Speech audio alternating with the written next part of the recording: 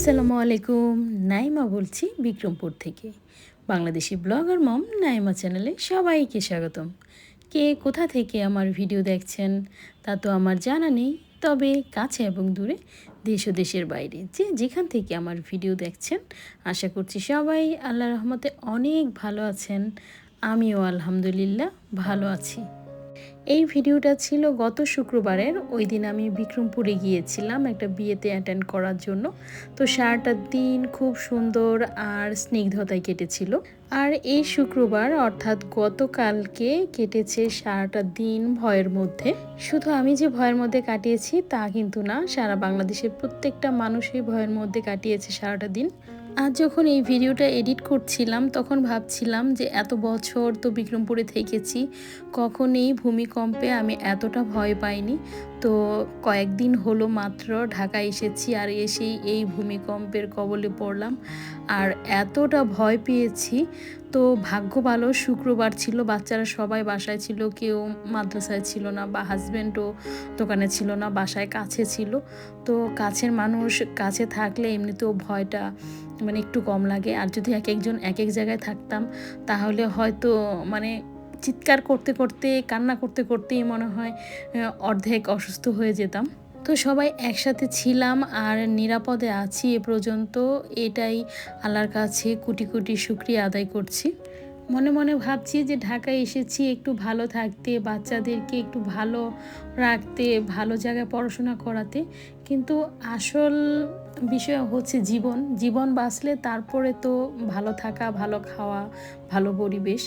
জীবনে যদি না বাঁচে তাহলে আর এগুলো দিয়ে কি হবে। তো আমাদের দেশে প্রেক্ষাপট চিন্তা করতে গেলে যদি গ্রামে থাকি সেটাই মনে হয় ভালো। গ্রামে থাকাটাই সবচেয়ে সেফ, কারণ মাঝে মাঝে দেখা যায় বিভিন্ন ধরনের দুর্যোগ, নানা ধরনের অশান্তি দেশে শুরু হয়ে যায়। আর সেটা প্রথমেই শুরু হয় রাজধানীতে। যারা রাজধানীতে থাকেন তারাই বেশি এই বিষয়গুলোতে আক্রান্ত হন। তো আশা করছি যে যেখান থেকে আমাকে দেখছেন বা শুনছেন সবাই আল্লাহর রহমতে অনেক ভালো আছেন। এই একটা ভূমিকম্প গতকালকে হয়ে গেল, তো অনেক জায়গায় অনেক ক্ষয়ক্ষতি হয়েছে। তো কে কোথায় আছেন, কেমন আছেন, আমাকে জানাতে কিন্তু ভুলবেন না। আল্লাহ তাআলা আমাদের সবাইকে হেফাজতে রাখুক, সারাক্ষণ এই দোয়াই করি। আর আমাদের জন্য সবাই দোয়া করবেন, আল্লাহ তাআলা যেন আমাদেরকেও সুস্থ এবং ভালো রাখেন। এইদিকে আমি বাচ্চাদেরকে নিয়ে গত বৃহস্পতিবার রাতে বিক্রমপুরে এসেছি। তো এসেই দেখি এখানে প্রচণ্ড ঠান্ডা পড়ে গেছে। তো রাতে তেমন কিছুই করিনি, টুকিটাকি খেয়ে আমি আর বাচ্চারা ঘুমিয়ে পড়েছিলাম। সকালবেলা ঘুম থেকে উঠেই দাঁত ব্রাশ করতে করতে গিয়েছি ছাদে, তো ছাদের গাছগুলোর কী অবস্থা সেটা দেখার জন্য। তো দেখলাম অনেকগুলো গাছেই একটু মলিন হয়ে আছে, আবার গাছগুলো এলোমেলো হয়ে আছে বেশ কিছুদিন ধরে। আমি যাওয়ার আগে ঠিকঠাক মতো এগুলো গুছিয়ে যেতে পারিনি। তখন কিছু কিছু গাছ পরিষ্কার করে এক সাইডে রেখে গিয়েছিলাম, কিন্তু আরও কিছু গাছ এদিক ওদিক ছিল। তো আজকে সেগুলো সবগুলোই একদম সিরিয়ালে রেখেছি, আর ছাদটাকেও খুব সুন্দরভাবে পরিষ্কার করে দিয়েছি। আর এদিক সেদিক ছড়ানো ছিটানো সবগুলো গাছই একসাথে করে লাইন বাই লাইনে রেখেছি, যেন আমি যাদেরকে আমার গাছগুলোতে পানি দেওয়ার কথা বলে গিয়েছি তারা যেন ঠিকঠাকভাবে পানিটা দিতে পারে। কারণ দেখা যায় এখানে ওখানে ছড়িয়ে থাকলে অনেক গাছই তারা দেখবে না, বুঝবে না যে কোনগুলো আমার গাছ।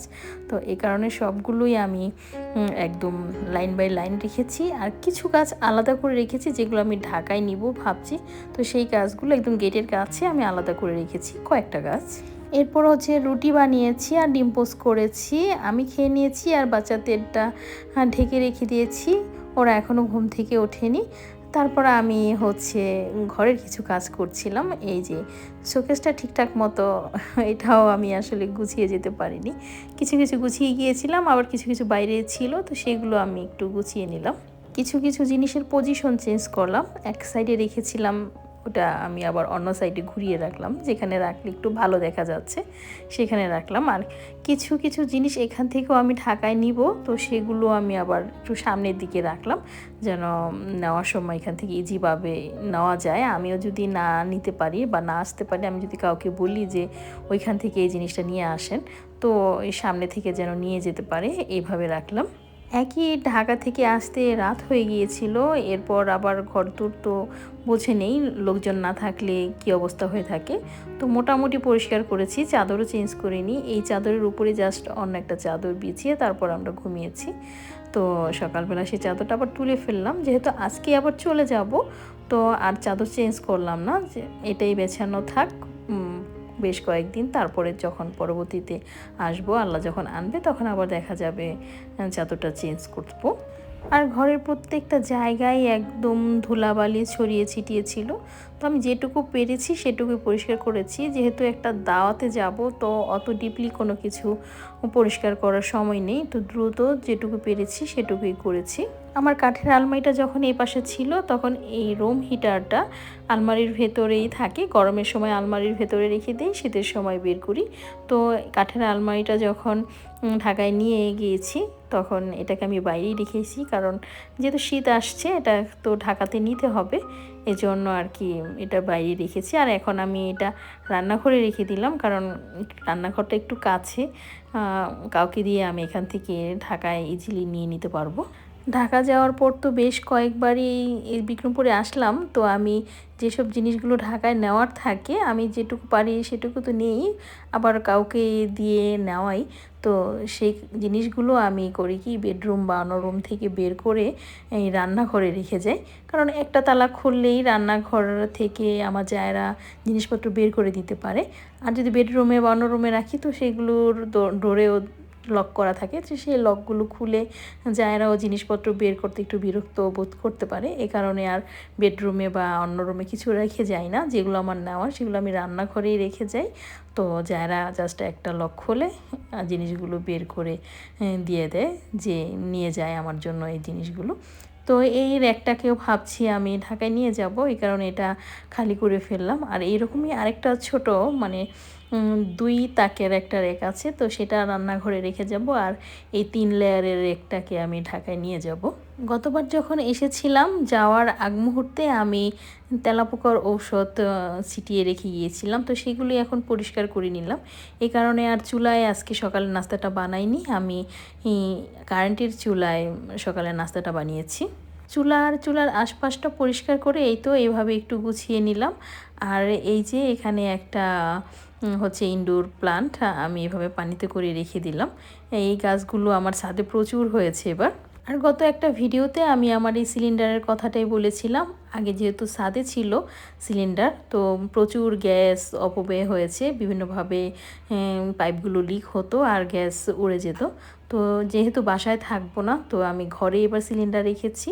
আর এই তো এটাকে সেন্সার লক বলে, তো এই লকটাই আমি এখানে লাগিয়ে নিয়েছি। আর এখানে গ্যাস কী পরিমাণ আছে বা নেই সেটা কিন্তু এখান থেকেই বোঝা যাচ্ছে, আর এখান থেকে অন অফ করা যাচ্ছে ইজিলি। আর এটার প্রধান কাজ হচ্ছে যদি পাইপ লিক করে বা গ্যাস এমনিতে কোথাও বের হতে থাকে তাহলে এটা অটো বন্ধ হয়ে যাবে, আগুন ধরার বা কোনো বিপদ হওয়ার সম্ভাবনা থাকবে না। এরপর আমরা রেডি হয়ে চলে এসেছি বিয়ে বাড়িতে। আমার হাজব্যান্ডের অবশ্য আসার কথা ছিল আজকে, বাট আসতে পারেনি, ওনার শরীর একটু অসুস্থ, তো এই কারণে আর আসেননি। আর গতকালও আমি আমার বাচ্চাদেরকে নিয়ে এসেছিলাম, উনি অসুস্থতার কারণে বলেছিল যে শুক্রবারে বিয়েতে অ্যাটেন্ড করবে, তো সেটাও করতে পারলেন না।